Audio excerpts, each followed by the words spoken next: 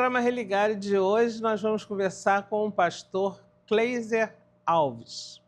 Vamos tirar muitas dúvidas, até entre a relação do evangélico com o católico e com outras religiões. Muito obrigado, pastor Cleiser. Prazer foi meu estar aqui para te rever mais uma vez. Tenho um respeito e um carinho muito grande por você. Muito obrigado. Me senti honrado em poder receber esse convite de estar aqui para a gente compartilhar um pouquinho das nossas experiências e tentar ajudar os nossos amigos. Então vamos começar lá de trás? Vamos nessa. O senhor vem de uma família evangélica? Eu tive o privilégio de vir de uma família evangélica. Meu pai era pastor, eu nasci, ele já era pastor. E prossegui nessa caminhada, porque eu entendi realmente as bases do cristianismo através de meu pai, mas aos 12 anos de idade eu tive uma experiência com Deus e a partir daí eu venho aprimorando cada vez mais esse relacionamento e aos 23 anos de idade me tornei pastor, pastoreei uma igreja há muitos anos e estou aqui para poder compartilhar um pouquinho dessas experiências ao longo dessas caminhadas. Podemos começar com essa experiência que você teve, porque eu fiquei até meia chocada quando eu vi, né? Você pode falar para a gente um pouquinho? Você está se referindo à experiência de quase morte. Quase morte. Realmente foi algo muito forte na minha vida. Eu estive no Peru há 4 meses atrás e tudo começou com uma grande confusão em relação à agência de viagens, que mudou a data, e eu, como sou advogado, conheço dos meus direitos. Falei, não quero. Já estávamos organizados para uma data e você mudou, então eu quero meu dinheiro de volta. E aí o vice-presidente da empresa me ligou e falou, não, se você desistir, vai nos trazer muitos prejuízos, então, para você manter, a gente vai te dar a montanha de 7 cores, ou a montanha colorida. Eu sabia um pouquinho do que tratava, conversei com a minha esposa, nós aceitamos e partimos para o Peru. Na verdade, meu desejo de conhecer o Peru era por causa de Machu Picchu. Eu vi um documentário sobre Machu Picchu, achei muito interessante e rumamos para o Peru.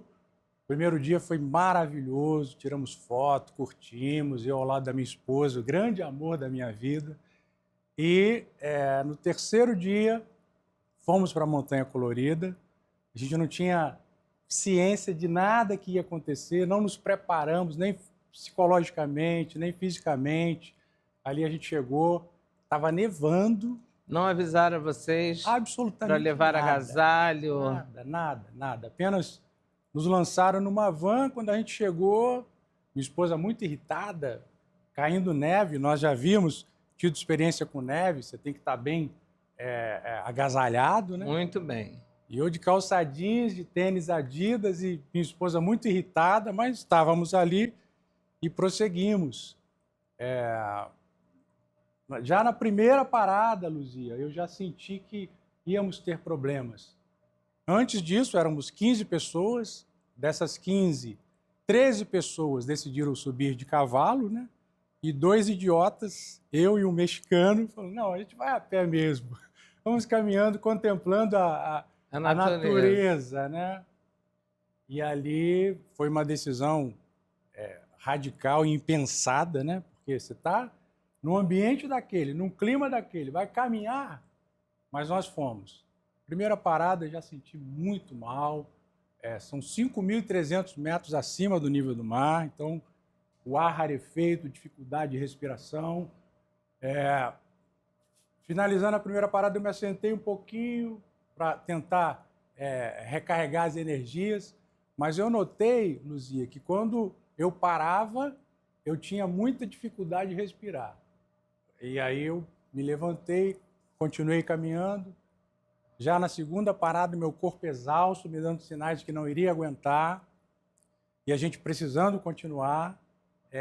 Antes de sair da primeira parada, a guia decide retornar. Estava eu e o Thomas, né, o mexicano, ele de 24 anos de idade, eu 48 anos de idade, já um senhor, e aí ele muito impaciente, querendo chegar rápido, avançou na frente e a guia retornou. Falei, eu vou ver se ficou mais alguém. Não tinha ficado ninguém, porque os 13 já tinham ido de cavalo. Nossa, muito parecido com esse acidente agora. Exatamente Muito isso. parecido. Exatamente isso. Muito parecido, né? Porque você num local inóspito, sem nenhum apoio praticamente, né?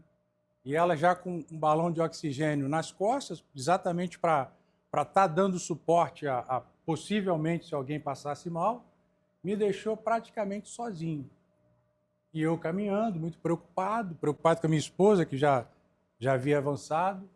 Na segunda parada, me sentindo muito mal, uma dor terrível nas pernas, muita dificuldade de respirar, mas continuei avançando porque eu entendi que retornar seria tão difícil quanto prosseguir.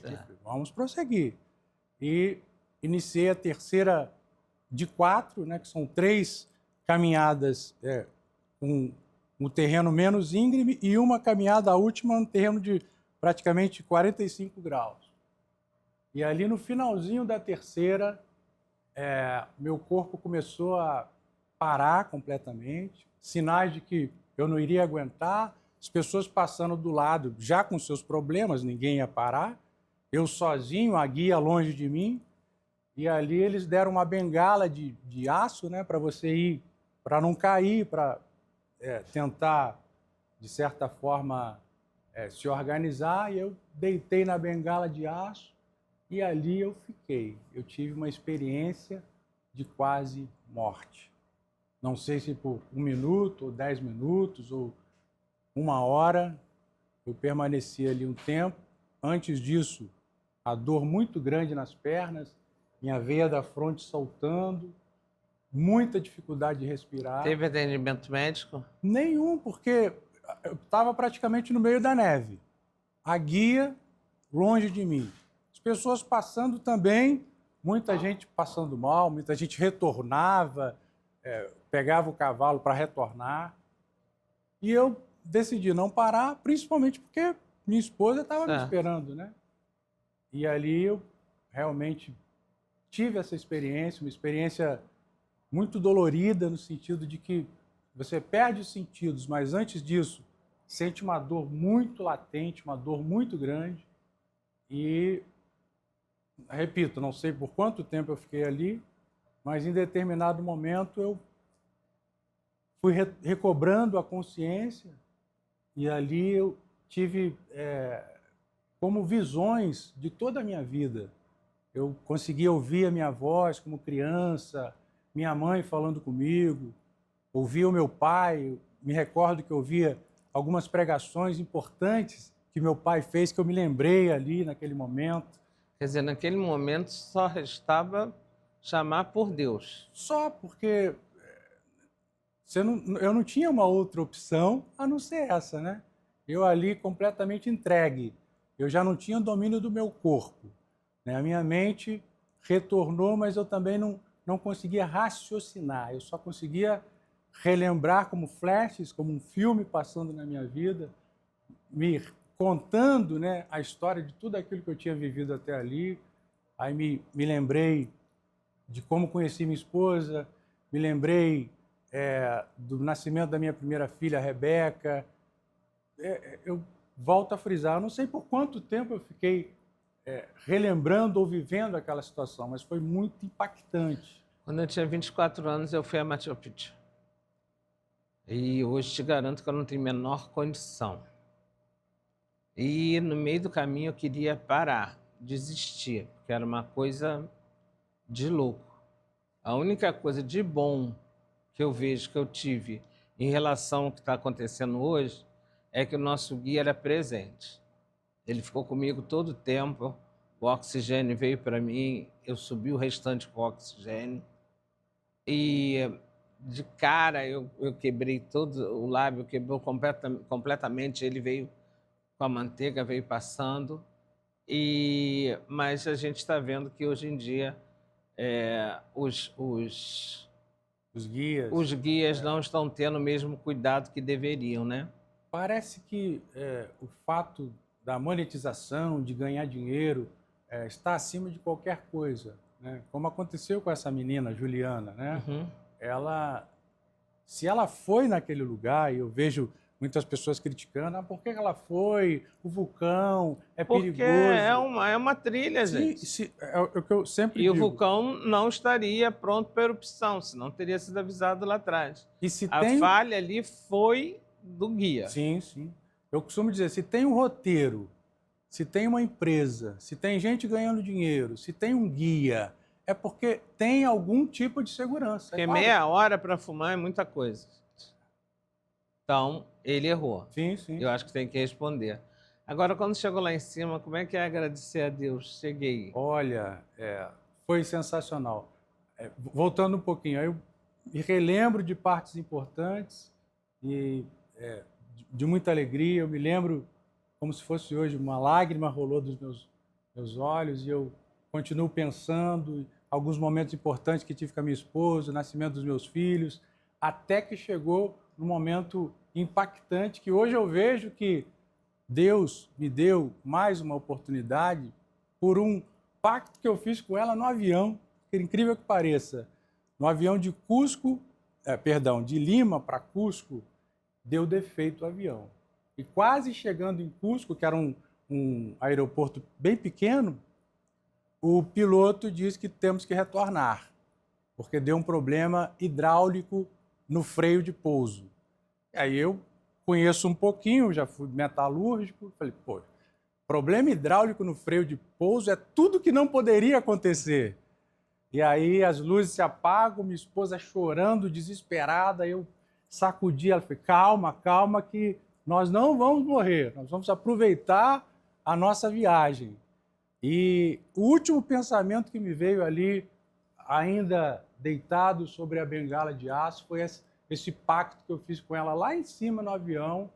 E eu creio que Deus entendeu que eu não poderia morrer pelo pacto que eu fiz com ela, pelo amor que eu tenho por ela, pelo amor que ela tem por mim. E ali, repentinamente, eu tomei o ar que eu não tinha nos pulmões e fui revitalizando toda a minha energia e consegui dar 1, 2, 3, com 5 passos eu ouço a voz da minha esposa.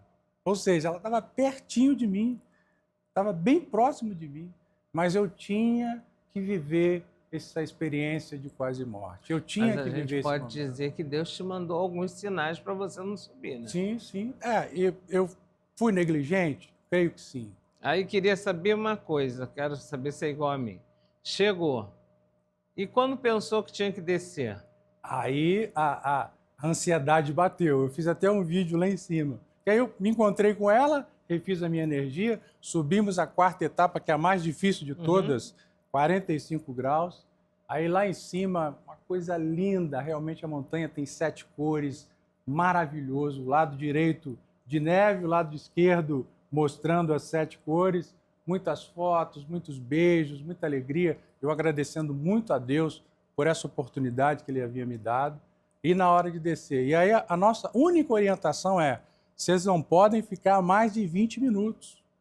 Não podem permanecer mais de 20 minutos. E aí eu me lembro da Juliana, 4 dias naquele ambiente totalmente inóspito, né? E a gente fica pensando, poderia ser diferente. E a trilha com vários buracos. Sim, sim. Poderia, inclusive, ter caído num, do jeito que estava escuro. Sim, é verdade. Simplesmente cair num buraco daquele e despencar lá embaixo. Nem ficar no penhasco. É verdade, é verdade. Poderia ter sido feito. Mas o mais triste, Luzia, é que eles viram ela através do drone, da imagem, sabiam exatamente onde ela estava. E ali ela permaneceu tanto tempo sozinha, sem ajuda, né? Olha, parabenizo você por Deus ter te ajudado, ter te conduzido num momento tão difícil, mas que tem tudo a ver com a sua religião, Sim, sim. que é crer em Deus acima de tudo, né? Verdade. Porque senão não teria tirado você desse momento tão difícil. Eu acredito exatamente nisso que você falou, que Deus me deu uma segunda ou uma terceira chance, e eu agradeço muito a Ele e vejo que o grande amor que eu tenho pela minha esposa, pela minha família, triplicou, porque porque hoje eu tenho muito mais leveza, eu tenho muito mais amor pela vida, eu valorizo muito mais as pequenas, as médias, as grandes coisas. E eu acho que ele deve dizer, da próxima vez, quando eu te mandar um recado, você faça. Que eu cheguei a queimar o trem de pouso e você continuou, voltou e foi para lá. É verdade. Olha que eu nunca ouvi isso. Você é demais. Muito obrigado Olha só, por me ensinar isso, Luzia. É o que a gente tem. Eu queria fazer um pequeno intervalo e aí nós vamos voltar a falar mais da religião. Sim, tá bom? sim. Okay. Então nós vamos a um pequeno intervalo e já voltamos.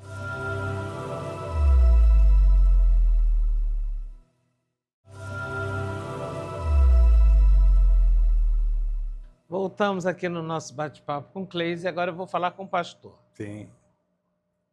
Quantos anos você é pastor, Cleise? Dos 23 aos 47. E ano passado, pastoreado a gente não abre mão dele nunca. Mas eu deixei de pastorear uma igreja local no ano passado. Certo. Então agora você só frequenta. Eu frequento e continuo pastoreando a minha família, tenho uma proximidade com outras pessoas que me acompanham. 24 anos. 24 anos de pastoreado. Tá. Cleise, tem uma diferença na Bíblia do evangélico com a Bíblia do católico, correto? Pior que não. Perdão, existe a diferença que a católica tem alguns livros a mais. Isso. Sim. 4 a mais. Isso. Do que isso. A sua convivência com outras religiões, sempre houve respeito? Houve essa possibilidade ou não? É a primeira vez? Foi a primeira vez que você viu, foi lá conosco? Como é isso? Luzia, com muita tristeza eu digo que nem sempre foi como é hoje. No começo da minha caminhada, eu tinha muitos resquícios da religiosidade nociva, no sentido de que eu entendi naquele ambiente de que a minha religião, o meu modo de professar a fé era o único correto. E eu olhava para os meus irmãos católicos, para os meus irmãos espíritas, para os meus irmãos de matriz africana como errados que precisavam se converter à minha religião, ou o meu modo de ver a religião, o religare, o teu acesso ao divino. Mas com o meu crescimento intelectual, eu passei a ler muito, em especial a Bíblia Sagrada, por entender que eu tinha muitas divergências de pensamento, até mesmo do meu pai, que era um pastor muito amoroso, muito carinhoso, mas ele não teve a oportunidade de estudar muito, então muita coisa ele aprendeu de terceiros também, como, por exemplo, a questão financeira, ele era muito travado em relação a isso. Ele tinha uma proximidade com outras religiões, principalmente com o catolicismo, porque ele foi católico, mas ele tinha algumas travas que não lhe permitia se aproximar um pouco mais, e eu acho que herdei um pouquinho dele no início da minha caminhada cristã. E aí eu parti para conhecimento bíblico, teológico na fonte. Eu passei a ler mais a Bíblia. Eu li a Bíblia uma vez, de Gênesis a Apocalipse. Depois eu entendi que precisava conhecer mais. E li a segunda, a terceira, a quarta, li a sexta vez de Gênesis a Apocalipse. Estou na 7ª vez. E a experiência que eu tive com o divino através da Bíblia me fez entender e enxergar que eu não sou melhor do que ninguém. E de que o meu respeito pela maneira como as pessoas professam a sua fé é o que mais importa na religião.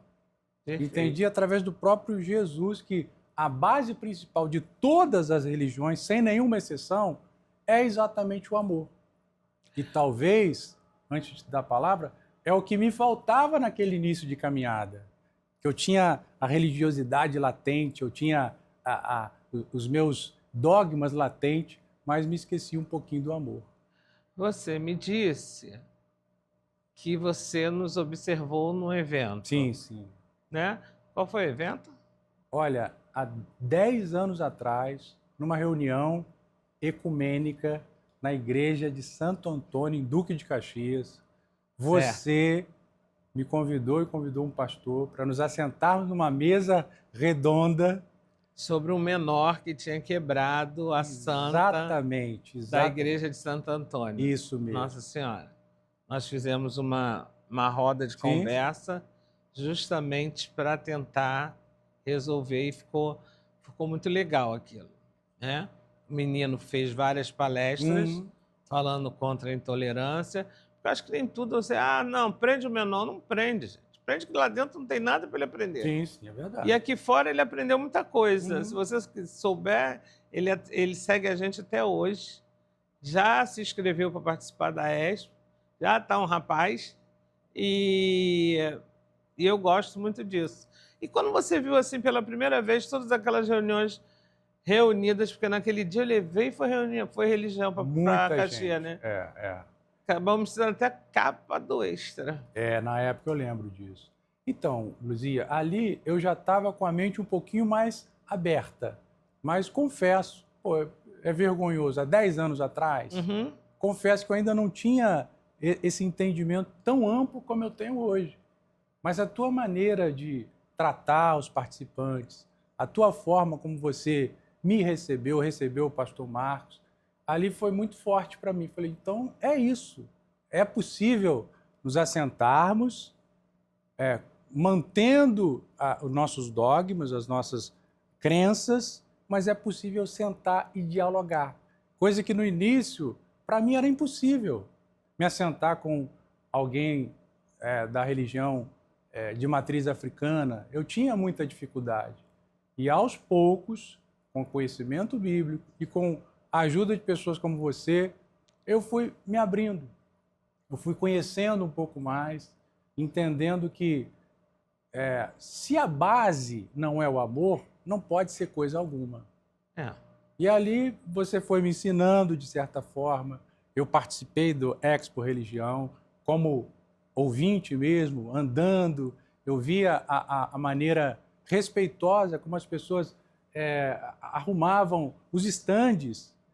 E eu, poxa, que legal, que bom. Um ajudando o outro. Um ajudando o outro, e sem a questão dos preconceitos ou de conceitos preconcebidos. Então foi muito importante para essa minha ascensão, para essa minha abertura intelectual e espiritual em relação à verdade dos fatos. Porque o mais importante é o amor. Eu vou te dizer que as pessoas estão bem animadas esse ano com a Expo. Por quê? Durante 2 anos, eu não fiz a feira. Eu fiz um evento intra-religioso. Era importante nós conversarmos entre nós para saber o que mudaria para as pessoas. Correto. E olha que foi um achado, porque realmente várias coisas estão acontecendo agora e que não tem nada a ver com religião, mas as pessoas colocam na conta da religião. Então, o respeito é o principal. E quanto a eu me dar com você, ou com alguém de matriz africana, ou com Hare Krishna, isso não vai abalar a minha religião. Até porque, no meu entendimento, o mais importante é a fé. A fé é o que te move.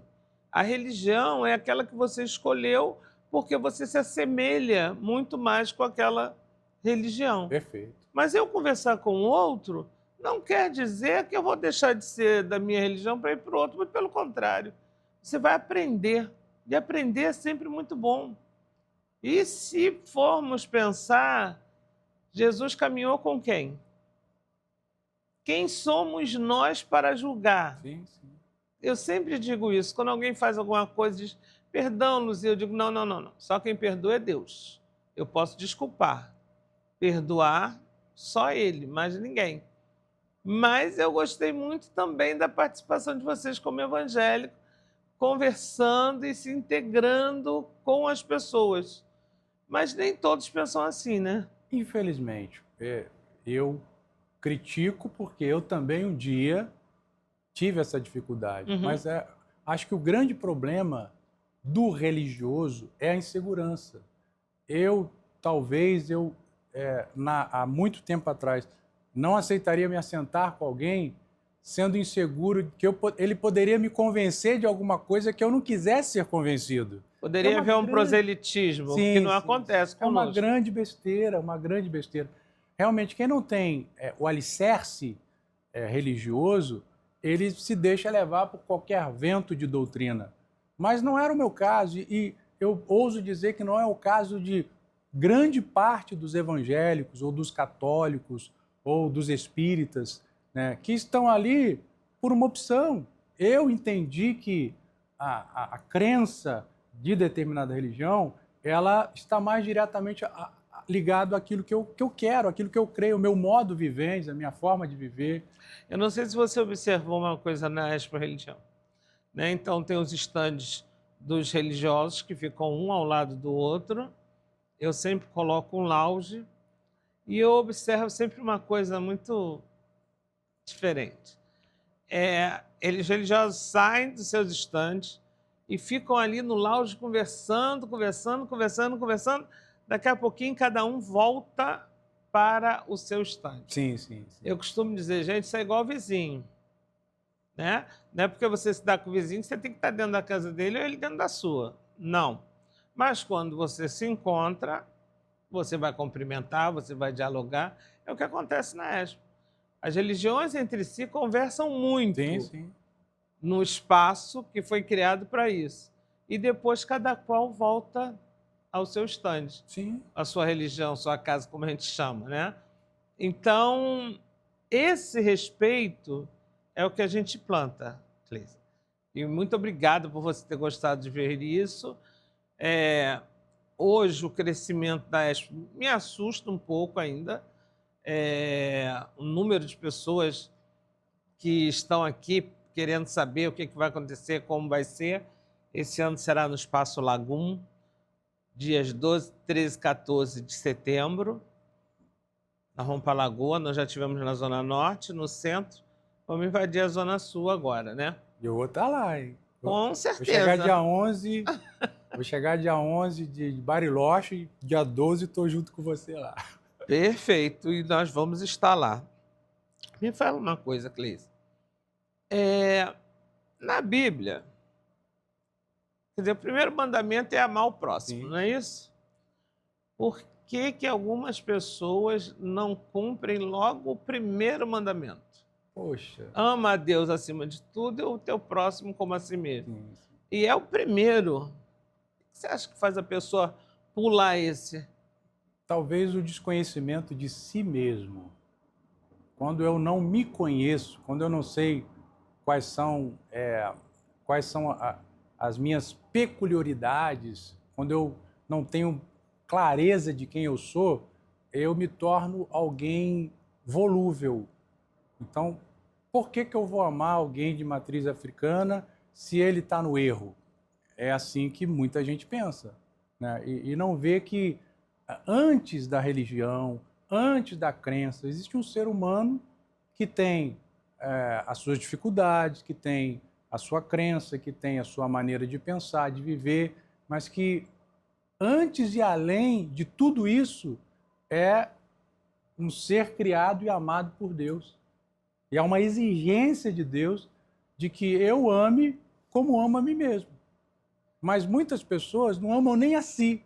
Como eu vou amar o meu próximo se eu não amo nem a mim mesmo? Você é a quarta pessoa que me dá essa resposta.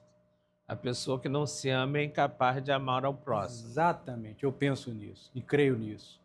E só há uma forma de mudar. Que forma é essa? A decisão por amar. Porque Jesus, e o próprio mandamento que você citou, me faz entender que amar é uma decisão. Quando Deus fala, ame o próximo como a si mesmo, está falando, decida amar o próximo como a si mesmo.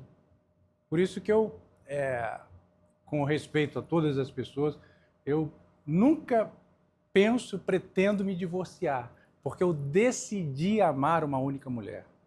Eu decidi amar a Viviane. Eu decidi estar com ela. E como eu decidi pelo amor eros com a minha esposa, eu posso decidir pelo amor ágape com qualquer pessoa. Decidi te amar, decidi amar o câmera, decidi amar alguém de uma religião diferente da minha, e exteriorizar esse amor através das minhas ações, através dos meus atos, como me assentar numa roda e conversar. Qual a dificuldade que eu tinha de me assentar com alguém que pensa diferente de mim? E se você pensar, o pai sempre foi muito inteligente, Deus foi muito inteligente. Porque no primeiro mandamento, ele diz: ama teu pai acima de tudo. Ele não disse ama a Deus, ele não disse ama a Krishna, ele não disse nada. Ama a teu pai. Então, as pessoas sabem que elas vão amar ao pai acima de tudo. Aquele, quer dizer, muda a nomenclatura, mas que é o pai. Mas acho que determinadas pessoas têm dificuldade de entender isso. Cleiton, tem uma notícia triste para te dar. Nosso programa chegou ao fim. Não acredito. Quando a coisa é boa, passa rápido. Nosso programa chegou ao fim. Quero convidar você para uma roda de conversa na Expo. Vou mandar para você. Vai ser um prazer. Eu acho que é muito importante. Nós temos pessoas assim, que pensam na paz, porque nesse momento a gente precisa de paz. Mas queria que você deixasse um recadinho. Que bom. Ali, né? Isso. Eu não acredito muito no ecumenismo. Desculpa, eu não quero assustar ninguém. Ecumenismo é você se assentar em algum lugar ou você professar a tua fé ao lado de alguém de uma fé diferente. Eu acho que não há necessidade de eu cultuar ao meu Deus ao lado de alguém que está cultuando o Deus dele. Mas isso não me dá o direito de criticar a crença do outro, de criticar a forma como ele cultua o Deus dele. Preciso respeitar a forma como ele faz isso, da mesma forma que eu quero que eu seja respeitado. Né? Mas se a gente parar para pensar, principalmente nas religiões monoteístas, né, o cristianismo, o judaísmo, o muçulmano, o islamismo, que são as religiões maiores, o Deus é o mesmo. Jeová é o mesmo Alá, é o mesmo Deus Todo-Poderoso. Então, como seria bom se todos mundo vieram de Abraão, né? Todos vieram de Abraão, são os três da mesma base. E, infelizmente, a gente vê essa guerra no Oriente que totalmente desnecessária, porque eles têm bomba, eles têm ódio, mas a única coisa que falta e aquilo que não deveria faltar é exatamente o amor. Então, se eu puder dar um conselho, uma orientação, preze pelo amor, decida pelo amor. Ame o teu pai, ame a tua mãe, ame a tua esposa, ame os teus filhos e demonstre esse amor através das suas ações, através das suas atitudes. Dessa forma, nós podemos fazer do mundo um lugar melhor de se viver.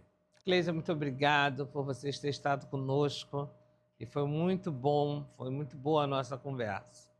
E aqui a gente encerra esse programa e eu convido você, na próxima semana, a estar aqui conosco de novo na TV Alerj, o canal do Povo.